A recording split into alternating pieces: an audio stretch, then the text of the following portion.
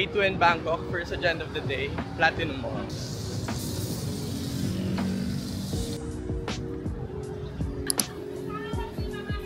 We'll start at the very top floor. 5th floor yung food court, tapos 4th yung sa men's section.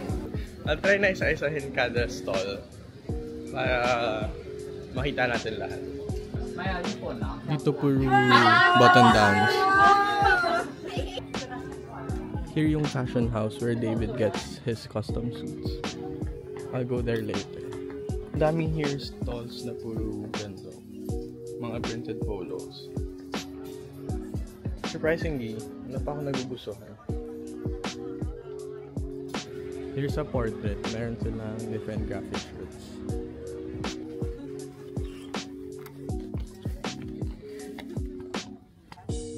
We also have denims here. Mayroong store here na puro Marvels and Disney. Yung mga graphic shirts. I might get some for my family. Hindi ko pa alam kung ano. I'll get this for myself. For my dad. Or my brother. Pati this one. I got 3 shirts for 1,000 baht. Mayroon ako nagustuhan sa Mr. 2 na stall, pero medyo pricey siya for me, so babalikan ko na lang later kapag may natira pa akong pera. I'll also check sa floor ng women's section, baka mayroon akong magustuhan. Also for my mom din.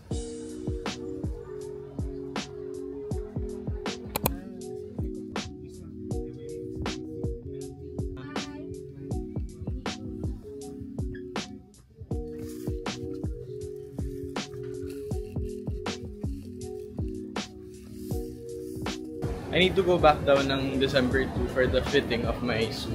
Tapos the next day they'll deliver it na. Yeah. I think you can choose not to do the fitting kung sure naman na kayo before. Mayroong moshi-moshi na store dito. Let's check. Mayroon siyang Miniso. But they have clothes also. 219 baht. But then cute! They have mga mystery toys also. Nandito na ako sa may food center na lang. Oo nga pala. Here, you have to buy a card to be able to buy sa mga stalls dito. Ang dami ring tao, so I guess hindi na ako kakain. Punong-puno yung food hall nila.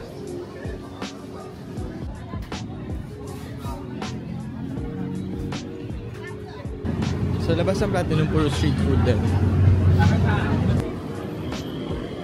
Grabe ang workout dito. I'm here right now sa Thailand 100 baht shop. Tapos they have this Thai mango gummies for 150 baht isa. Baka dito na rin ako mamili ng pasalubong. I might just go sa Big C to buy some pasalubongs. Parang ang gulo kasi ang gulo nung sa Thailand 100 baht shop.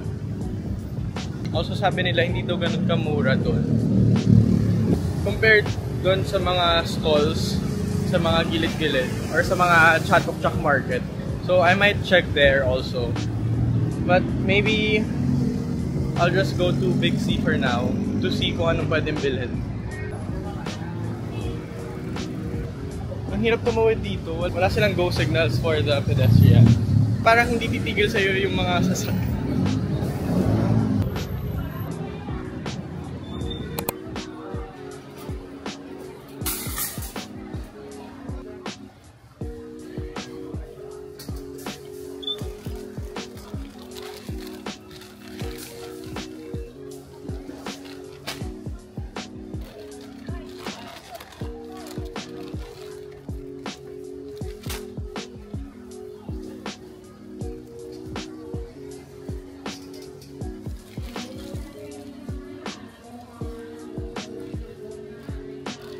Apat?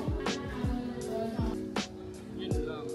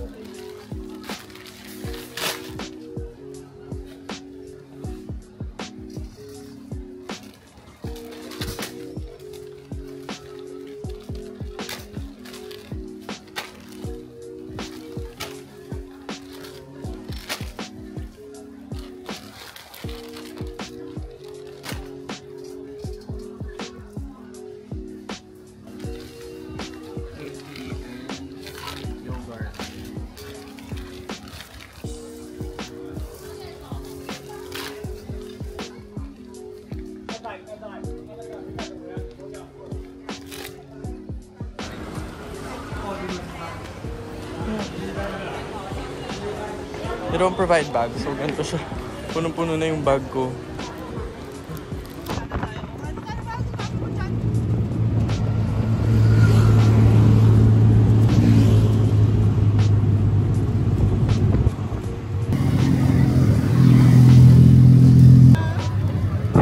Nag-tuk-tuk na kami going to Chatok Chak kasi late na rin. Baka di namin maabutan. Ang hirap mag-book ng boat. We're now here sa Chatok Chak Weekend Market. Parang mas maraming cute options here kaysa sa Platinum Mall. They also have upcycled bags here. I bought this for 100 pounds kasi ang dami kong bibit. Mura na rin. Yung near sa entrance na bilihan nito, I think ito na yung cheapest nila. Merong koi siya na 98 baht, 5 pesos na. Pero we'll get the 5 dozen. This one. For 960 baht. I won. Yes. 950?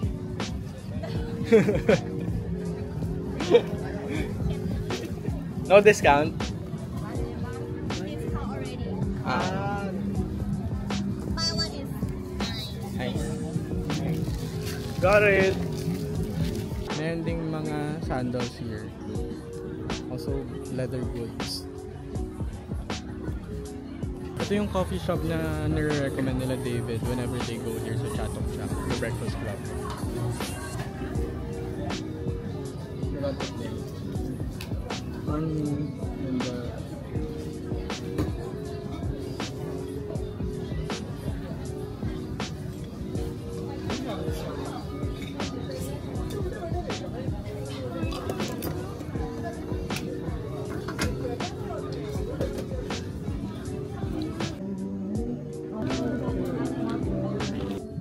I'll get this, and also this one. I don't have a Dachshund, pero cute. Only for 500 baht, 3 shirts. This one's cute, but 690. Ito yung mga denim bags na nakita ko rin sa vlog ni David. Na pinila ni Angelic also.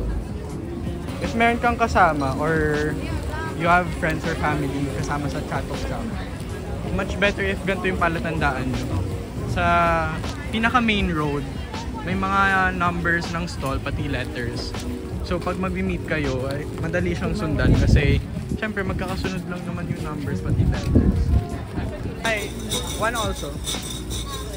Yeah, two.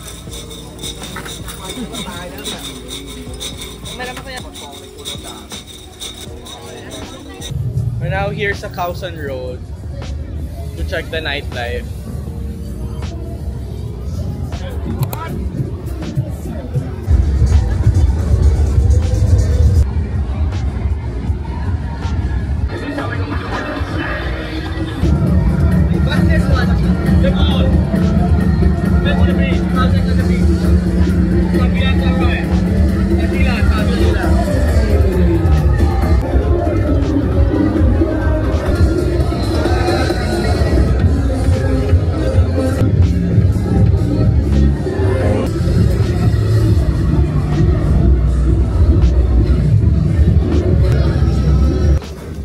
Truffle beef burger.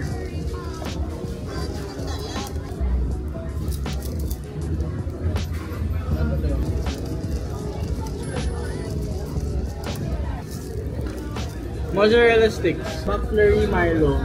So good. I like it.